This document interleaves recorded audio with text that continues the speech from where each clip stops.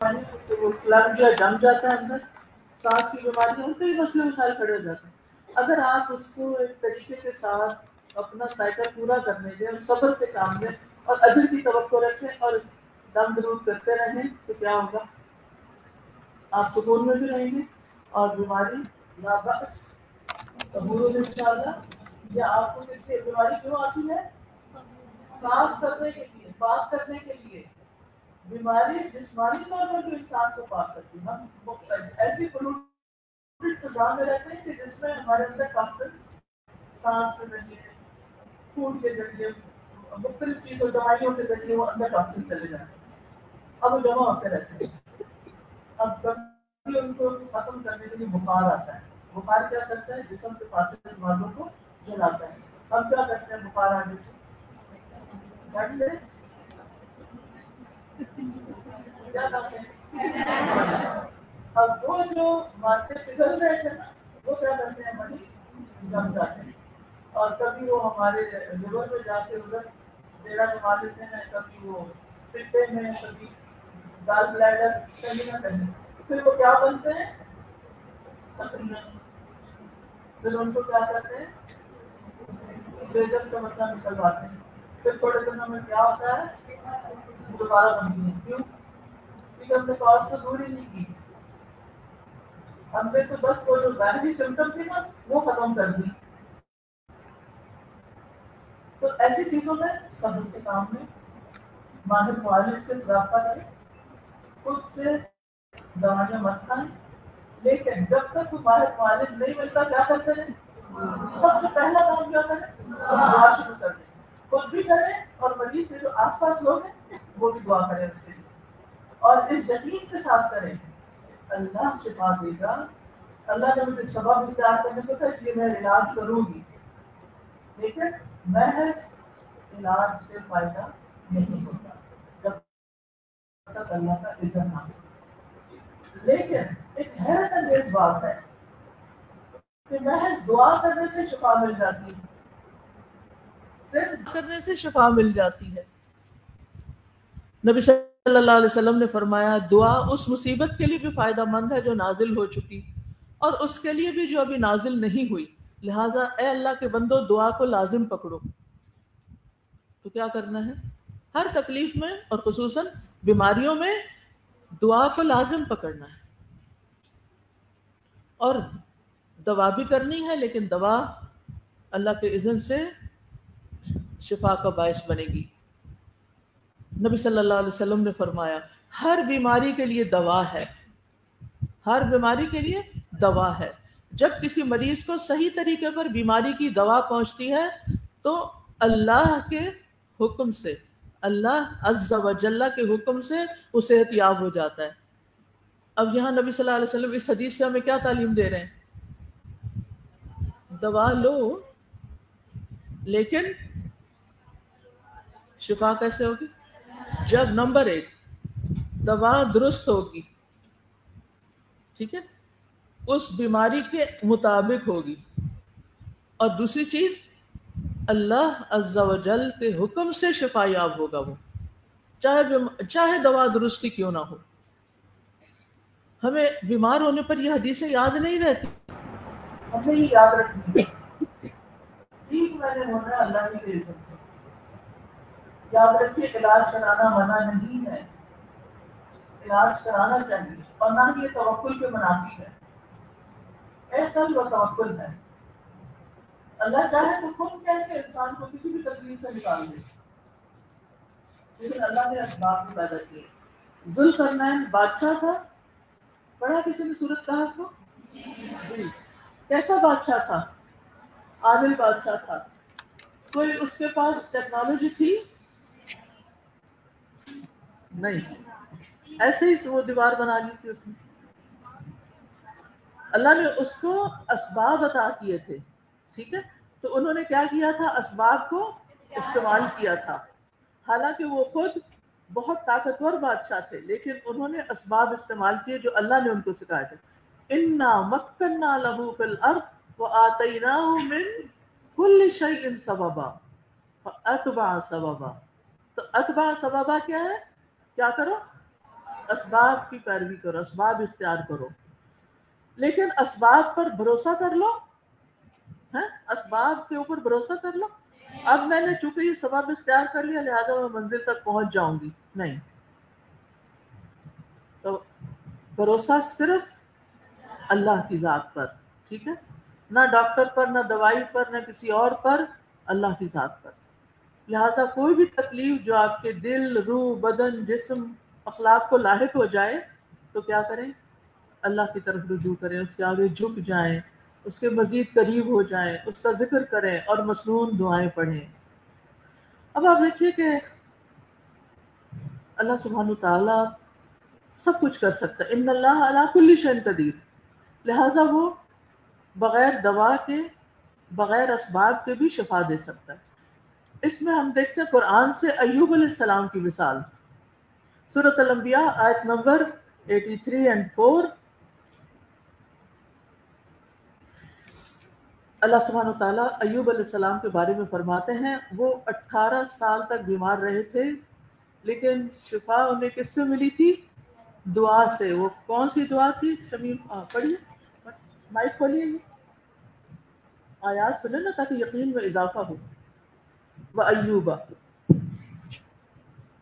وَأَيُّوبَ إِذْ نَادَى رَبَّهُ أَنِّي مَسَّنِيَ الضُّرُّ وَأَنْتَ أَرْحَمُ الرَّاحِمِينَ فَاسْتَجَبْنَا لَهُ فَكَشَفْنَا مَا بِهِ مِنْ ضُرٍّ وَآتَيْنَاهُ أَهْلَهُ وَمِثْلَهُمْ مَعَهُمْ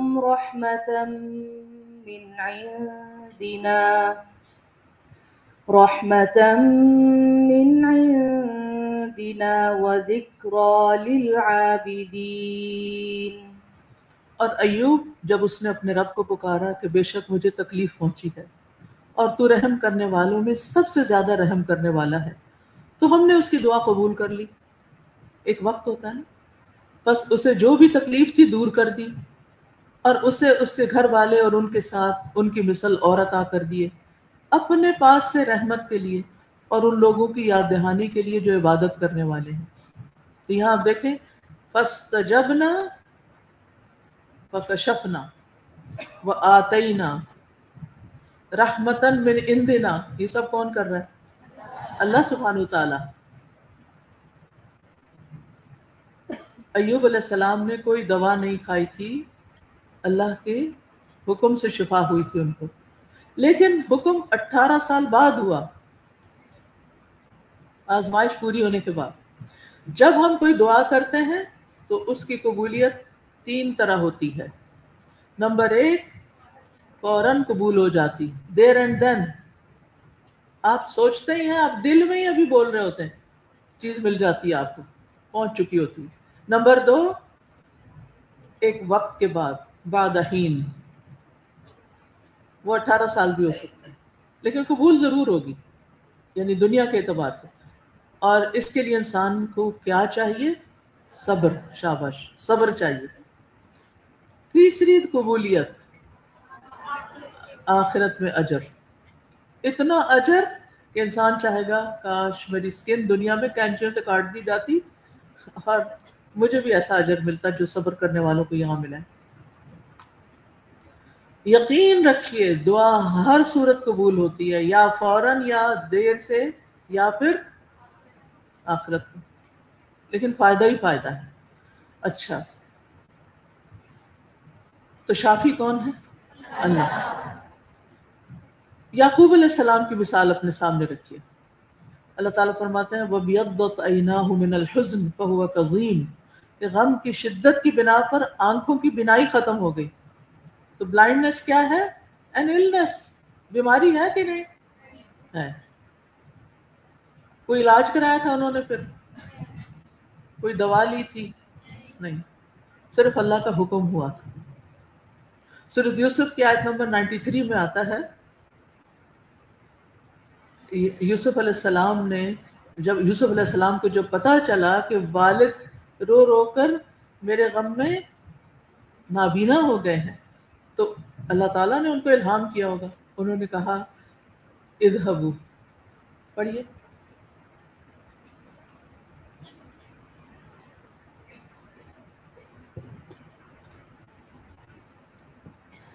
اذهبوا بقميصي هذا فألقوه على وجه أبي يأت بصيرا وأتوني بأهلكم أجمعين. یہ میری قمیص لے جاؤ اور اسے میرے والد کے چہرے پہ ڈال دینا، وہ بینا ہو جائیں گے، اور انہیں لے کر تم سب اہل و عیال سمیت میرے پاس آ جاؤ. تو یعقوب علیہ السلام کی بینائی کس سے لوٹی؟ اللہ کے حکم سے. اللہ نے شفا دی بغیر دوا کے.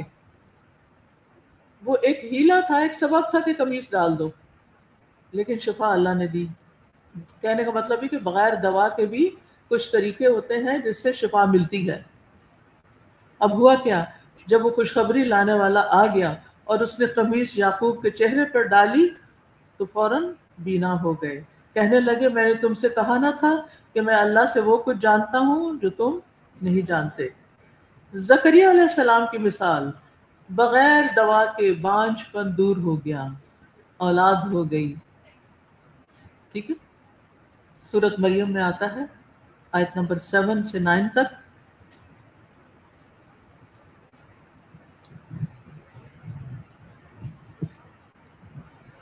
يا زكريا إنا نبشرك بغلام اسمه يحيى لم نجعل له من قبل سميا قال رب أنى يكون لي غلام وكانت امرأتي عاقرا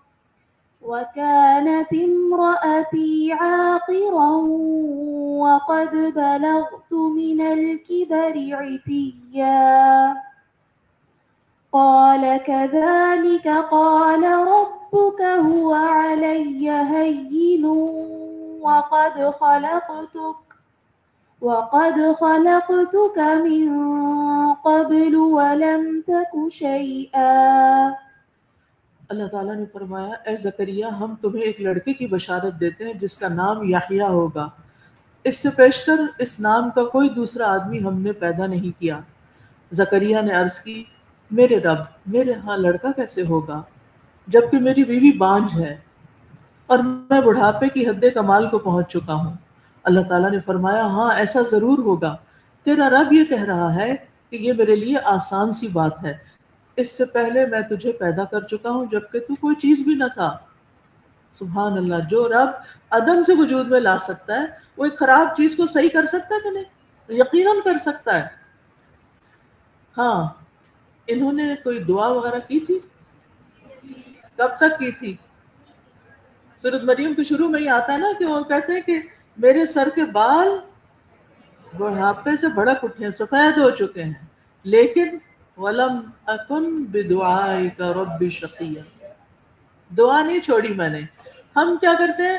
مایوس ہو جاتے ہیں اور پھر وہ دعا کی وجہ سے ہی اولاد یافتہ ہوئے، اولاد ملی تھی ان کو. عیسیٰ علیہ السلام بھی مریضوں کو اللہ کے اذن سے شفا دیتے تھے. ٹھیک ہے، کس کس کو؟ پیدائشی اندھوں کو، برس والوں کو، ٹھیک ہے جی ہاں، اور مردوں کو بھی اللہ کے اذن سے زندہ کر لیتے. حالانکہ زندہ تو اللہ کرتے، تو اللہ کے ان آیات میں ہر جگہ اللہ کے اذن کی بات ہوئی، لیکن کہنے کا مطلب کیا ہے کہ بغیر کسی دوا کے. یہ نہیں کہ کوئی ان کو کچھ سنگاتے تھے تو پھر وہ ٹھیک ہو جاتے تھے یا کچھ لگاتے تھے تو پھر وہ ٹھیک ہو جاتے تھے، نہیں، اللہ کے اذن سے اللہ کا حکم ہوتا اور وہ شفا یاب ہوتے جاتے. بنی اسرائیل کے 3 لوگوں کو ایک فرشتے نے اللہ کے حکم سے تندرست کر دیا تھا. نبی صلی اللہ علیہ وسلم نے بنی اسرائیل کے 3 لوگوں کا ایک واقعہ بیان کیا. تینوں کو بیماری تھی، تینوں کو اللہ نے شفا یاب کیا. پھر ان میں انسانی صورت میں ایک فرشتہ بھیجا. ایک نابینا تھا، ایک گنجا تھا، ایک کوڑی تھا. ان لوگوں نے کوئی ٹریٹمنٹ نہیں لی تھی. ٹھیک ہے، فرشتے نے پوچھا نابینا سے تمہاری کیا خواہش ہے؟ اس نے کیا کہا؟ مجھے آنکھیں مل جائیں. فرشتے نے کیا کیا؟ دعا کی, اور وہ اللہ کے حکم سے دیکھنے لگ گیا. اور اسی طرح اور اس نے کچھ مال مانگا اور وہ بھی دے دیا گیا. دوسرے کے پاس گیا, پوچھا تمہاری کیا خواہش تھا؟ میرے سر کے بال آ گئے. دعا دی, کیا ہوا؟ بال آ گئے. تیسرے کے پاس گیا, کوڑی کا مریض تھا, پوچھا کیا چاہیے؟ کہا میرا یہ مرض دور ہو جائے. دعا کی, اللہ نے اس کو بھی شفا دی. یہ واقعات کیا بتاتے ہیں؟ کہ دعائیں مؤثر ہیں. دعائیں یقین کے ساتھ کریں, دعا سے انشاءاللہ شفا ہوگی.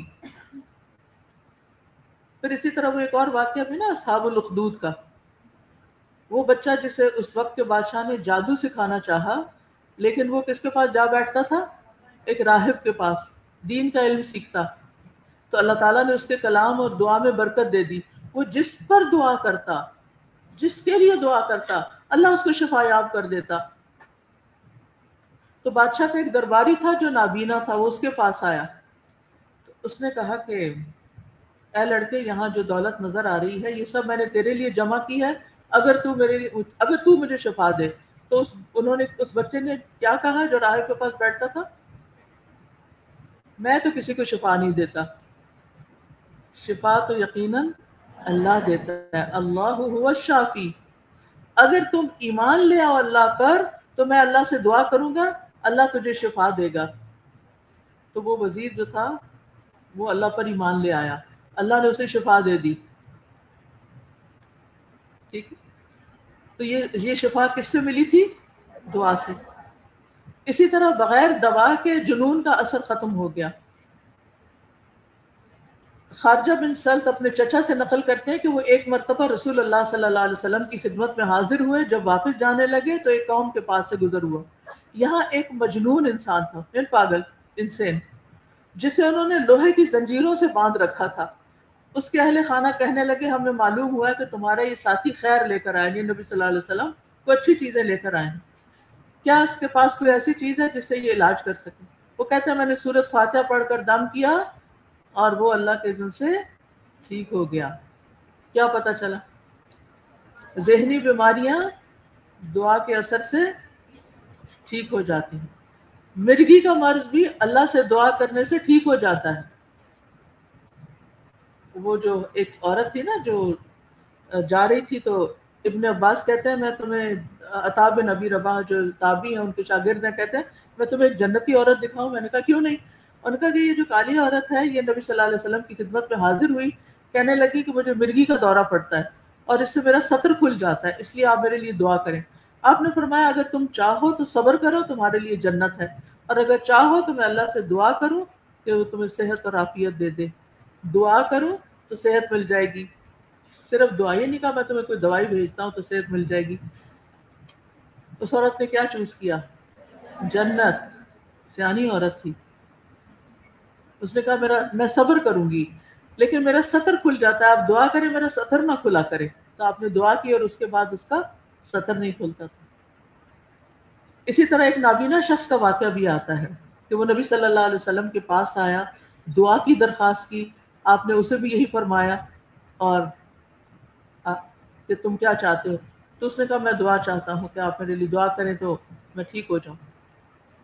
تو آپ نے اس کے لیے دعا کر دی, اس نے نفل پڑھے اور خود بھی دعا کی, اللہ نے اس کی بینائی بحال کر دی. حضرت علی رضی اللہ عنہ ایک موقع پر خیبر والے دن ان کو کیا تھا, آنکھوں میں آنکھیں خراب ہو گئی تھی ان کی, اور آپ نے جھنڈا ان کو دینا تھا. اب جس کی آنکھیں خراب ہوں وہ کیا کچھ کر سکتا؟ اس کو سارا وقت یہ کہ مجھے صحیح نظر نہیں آ رہا. تو نبی صلی اللہ علیہ وسلم نے فرمایا کل میں جھنڈا اس شخص کو دوں گا جس کے ہاتھ پر فتح ہوگی, جو اللہ اور اس کے رسول سے محبت رکھتا ہے اور جس سے اللہ اور اس کے رسول بھی محبت رکھتے ہیں. رات بھر سب صحابہ کے ذہن میں یہی خیال رہا کہ دیکھیں جھنڈا کس کو ملتا ہے. صبح ہوئی تو ہر شخص امیدوار تھا, لیکن آپ نے دریافت فرمایا علی کہاں ہے, اور وہ نہیں تھے. عرض کیا گیا ان کی آنکھوں میں درد ہے. تو بلایا گیا, آپ نے اپنا لعاب مبارک ان کی آنکھوں میں لگایا اور دعا کی, اور اس سے وہ فوراً صحت یاب ہو گئے, کسی قسم کی کوئی تکلیف باقی نہ رہی. اور اس کے بعد ان کے ہاتھوں اللہ نے خیبر کو فتح کیا. اسی طرح وہ واقعہ یاد ہے جس میں نبی صلی اللہ علیہ وسلم کے صحابہ ایک عرب قبیلے کے پاس سے گزرے اور انہوں نے ان کی دعوت کا یعنی ان کو مہمان بنانے سے انکار کر دیا، تو پھر ان کے سردار کو کیا ہوا تھا؟ بچھو نے کاٹ لیا تھا. تو وہ پھر آئے ان کے پاس کہ ہمیں ہمارا کوئی طریقہ بتائیں، ہمارے سردار کو بچھو نے کاٹ لیا. تو ابو سعید خدری کیا پڑھنے لگے؟ سورۃ فاتحہ، اور اپنا لعاب اس جگہ لگانے لگے. وہ شخص ٹھیک ہو گیا اور اس پر پھر وہ ان سے بکریاں بھی وصول کی. تو بہرحال اللہ سبحانہ تعالیٰ کے ہمارا یقین اور ایمان ہونا چاہیے کہ اللہ سبحانہ تعالیٰ الشافی ہے. تو شفا شافی دیتا ہے، اور جو اللہ سبحانہ تعالیٰ ہے، لہٰذا اللہ تعالیٰ کے اس نام پر ہمیں ایمان بھی لانا ہے، اور اللہ سبحانہ اور ہر بیماری میں ہم نے اللہ سبحانہ تعالیٰ کے اس نام کے ساتھ پکارنا بھی ہے کہ اشفی انت الشافی لا شفا الا شفاؤ. اور پھر جب شفا ہے اس کے پاس تو مانگنا بھی اسی سے ہے، دعا بھی اسی سے کرنی ہے. تو ہر بیماری سے پہلے چاہے وہ فزیکل ہو ایموشنل ہو، اللہ تعالیٰ کی طرف رجوع کریں. دعا بہت بڑا، دعا ضرور فائدہ دیتی ہے، دعا ضائع نہیں جاتی، اور ہر طرح کی بیماریوں سے شفا ہوتی ہے، جیسے روحانی بیماریاں، غم، بے سکونی، ڈپریشن، نیند کی کمی، اور اسی طرح جسمانی بیماریاں. اور آخری بات یہ کہوں گی کہ جب کوئی تکلیف آئے، چاہے بیماری آئے، تو اپنے اندر شکر گزاری پیدا کریں، کیونکہ شکر گزاری جو ہے اس سے ذہنی صحت بہتر ہوتی ہے، ذہنی صحت بہتر ہوتی ہے تو جسمانی صحت بھی بہتر ہو جاتی ہے، بیماریوں سے نجات مل جاتی ہے. لہذا اپنی سوچ کو مثبت کریں، اللہ سے اچھا گمان رکھیں، اور قرآن سے بڑھ کر کوئی چیز انسان کو مثبت سوچ نہیں دیتی اگر وہ اس کو صحیح معنوں میں غور و فکر کے ساتھ علاج کی نیت سے پڑھیں. تو خلاصہ کیا ہوا؟ شفا صرف اللہ کے ہاتھ میں. تو شفا اور شافی آج کا آپ کے لیے میسج تھا. اگر آپ اسے کوئی کچھ کہنا چاہے تو موسٹ ویلکم. مائک پکڑائیے. جی آسیہ.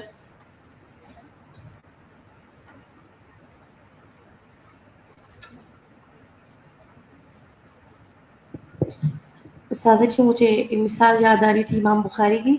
ان کی بھی بینائی بچپن میں چلی گئی تھی اور ان کی والدہ کی دعا سے ان کی بینائی لوٹ آئی تھی.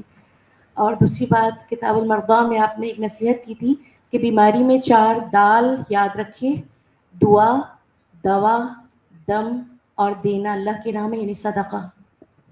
جزاک اللہ خیر. Beautiful edition. جی بولی. اچھا، اس میں استاذہ کل والا لیسن تھوڑا سا ریلیٹ ہو گیا. جیسے آپ نے کل بتایا تھا کہ الفاظوں کی بہت اہمیت ہوتی ہے نا، وائبریشن ہوتی ہے ہمارے الفاظ کی جو منہ سے نکلتے ہیں. تو اکثر بیماری میں ہم جب بار بار اپنی بیماری کا مینشن کرتے ہیں تو ہمارے برین میں وہ نیورل پاتھ ویز بن جاتے ہیں. لیٹس سے اگر مجھے کوئی پیٹ میں درد ہے تو اگر میں 10 لوگوں کو بتاؤں کہ میرے پیٹ میں درد ہے تو وہ 10 دفعہ میرا برین اس کو رجسٹر کر رہا ہے. تو یہی چیز ہمارے جو ہے نا برین میں ریڈو ہوتی رہتی ہے. تو اسی لیے بیماری میں جتنا کنسرن ہو، میں تو کہتی ہوں HR کو بس بتائیں اپنے، اور اس کے علاوہ ان کو جو کنسرن ہو، اس کے علاوہ بیماری کو زیادہ مینشن کرنے سے وہ بیماری بار بار آپ کو امپیکٹ کرتی ہے. یاد رہے بیماری کی کہانی نہیں سنانی، ویسے بھی دوسرے بیزار ہوتے ہیں. جی بولیے. اس سے پتہ چلتا ہے کہ دعا مومن کا ہتھیار ہے. بالکل ٹھیک ہے. جی آگے سادی آگے آ جائیے.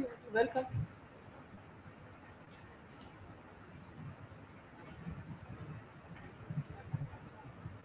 السلام علیکم ورحمۃ اللہ وبرکاتہ. استاذہ جی، جس طرح سے آپ نے اس بات کی اہمیت کا بتایا کہ جو مریض اپنے لیے دعا کرتا ہے اور اس کو کتنا فائدہ ہوتا ہے، اور نان مسلم کی آپ نے ریسرچ بھی بتائی.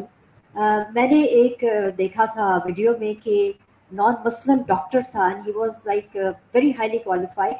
تو وہ کہتا ہے کہ ہم نے ریسرچ کی ہے سو مچ سو کہ جو ICU میں جو پیشنٹس ہوتے ہیں، چاہے وہ بے ہوش ہیں یا کومے میں ہیں، ان کے نیورونز، ان کے جو سیلز ہیں، اس میں ہیلنگ ہو رہی ہوتی ہے because somebody else somewhere in the world ان کے لیے دعا کر رہا ہے.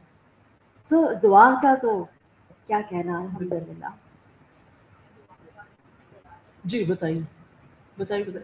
مائک دیجیے ان کو. السلام علیکم ورحمۃ اللہ وبرکاتہ۔ پہلے تو دعا کا یہ ہے کہ مجھے 28 سال کی عمر میں نا فالج ہو گیا تھا اور ڈاکٹروں نے مجھے بالکل جواب دے دیا تھا. Was bedridden, complete wheelchair پہ تھی، میری رائٹ سائڈ بالکل ڈیڈ ہو گئی تھی اور کوئی علاج ہر طرف سے ڈاکٹروں نے کہا تھا. انگلینڈ میں رہتی ہوں، کوئی بھی نہیں ہے. تو الحمدللہ دعا سے اللہ نے شفا دی. ایک جو استادہ نے بھی بتایا کہ ایک دم سے قبول ہوتی ہے، اس دعا کا میں آپ کو بتاتی ہوں کہ 19 تاریخ اپریل کو میری استادہ سے بات ہوئی. میں نے کہا میں پاکستان جا رہی ہوں، تو استادہ نے کہا میں انگلینڈ آ رہی ہوں، آپ پاکستان کیوں جا رہی ہیں؟ تو میرے دل سے دعا نکلی کہ اللہ تعالیٰ استادہ کو پاکستان لے آ. آئی ڈونٹ نو کہ استادہ کا انگلینڈ کا پروگرام تھا، کیسے پاکستان کا بنا، اللہ تعالیٰ نے کیا اس اسباب کیے، لیکن یہ میری دعا کا نتیجہ ہے. آپ سب فائدہ اٹھا رہے ہیں ابھی. سبحانک اللہم و بحمدک اشہد ان لا الہ الا انت استغفرک و اتوب الیک. السلام علیکم ورحمۃ اللہ وبرکاتہ.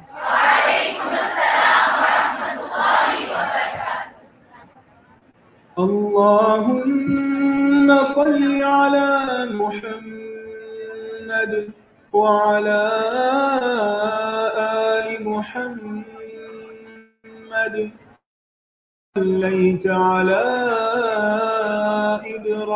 إبراهيم وعلى آل إبراهيم